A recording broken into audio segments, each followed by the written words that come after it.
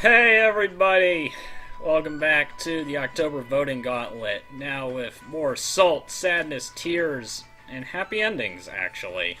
Yeah, I know, I'm crazy. And no, I don't just say that this was a good outcome because, I supported Ninian and she won. No, I couldn't care less whether my army won or lost. I was in this for 5 matches every round, so I could get my favorite. Not my feathers. I can care less about the feathers. I wanted the orbs and the coins. That's what I wanted, and that's what I got, and that's all I cared about. Up until I saw the final results. Yeah, I am pleased with this, because this is the first time a non-Fates, non-Awakening character, and more importantly, non-Smash character, has won a voting gauntlet. This actually says a lot, surprisingly. Because here's the thing. Ninian didn't win this voting gauntlet because she's a popular character from a popular game, as every other person who has won a voting gauntlet has won for that reason. Ninian won this voting gauntlet because she's a popular character in Heroes, and that means so much to this game. It means that this game is being received well. It means that this game could stand alongside the rest of the Fire Emblem series as its own thing and not just some quirky crossover spin-off that people could just dismiss. No, this game can stand on its own, and more importantly, its fanbase will support it standing on its own. Now, we could sit here and talk bandwagons and how multipliers don't do anything to them and all that other stuff, but ultimately, I think that's okay because we sent a message with this voting gauntlet. Whether anyone actually gets that message or not is irrelevant, but I feel like this is the best scenario that could happen after the entire insanity of the first round. So, it's a good thing, alright? So even if you're on Corrin's army and you feel like you got gypped, you really didn't because you were behind the entire time, and you deserve this because without the multiplier, this wouldn't even be a case. But the fact that the bandwagon chose a character that was popular only because of this game shows that the community is evolving.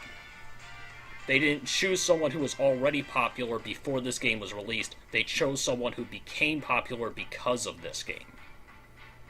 And that shows that the community is evolving. The community is changing, it's growing, it's progressing, just like this game has always been. And I've honestly been a little bit worried that this game is progressing too fast, but clearly that's not the case. Clearly, whatever pace they're at is working. So, regardless of how I felt about round one, the end result here works for me because it shows that this game is still strong, even if Voting Gauntlet is incredibly broken.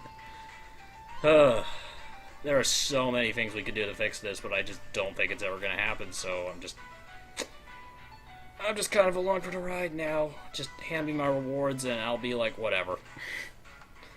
But those are discussions for another time. For now, we party. I probably go sleep because I'm tired. But I wanted to get this done and recorded and talked about how this is a really positive thing, even if it came out of pure insanity. Oh well, whatever will be, will be. So, until next time, I've been Dante2. Enjoy Fire Emblem Heroes. It's here to stay, and it can certainly hold its own.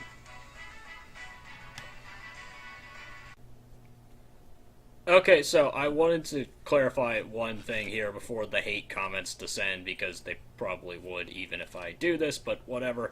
When I say Ninian is not a popular character, I don't mean that as in she doesn't have fans. I mean that in comparison to, the two Corrins and the Awakening cast. The fact that we had such a stacked deck against her, and they still went with this relatively unknown character if you're looking at Fire Emblem as a whole. I know the old school fans will jump down my throat for calling her unpopular, but relatively speaking, she is unpopular compared to everyone else who was in this gauntlet.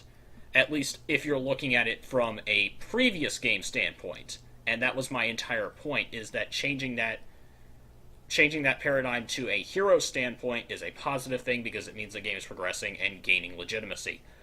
That's what I meant by this, not that Ninian is not a popular character. It's just comparatively her game, as a result, is not as popular as these other characters' games. And that's what I was trying to say. I apologize if that didn't come across. Please don't hurt me. Old school Fire Emblem fans are scary. Thank you and good night.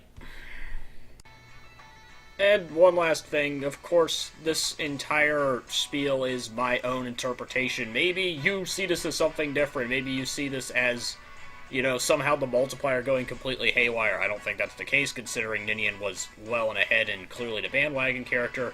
But maybe you have a different reason why the bandwagon chose Ninian. Honestly, I'd like to hear it. I've heard a couple things, but no one's really gotten... Everyone's been saying that this is a positive thing, but no one's really been talking about why it's positive or why it happened. And I feel like that's the more important thing to talk about here. Not just that a character who wasn't Smash, Awakening, or Fates won, but why a character who wasn't Smash, Awakening, or Fates won, and what that means for the future. That's why I made this video the way I did. I apologize, once again, I'm having an off day. But, regardless, tell me what you think. Am I right? Am I wrong? Am I completely off my rocker? Let me know, because I've been talking to myself all day at work trying to figure this out, and yeah, this is the conclusion I have drawn from it. It is a positive one, but maybe you have something different. Please let me know.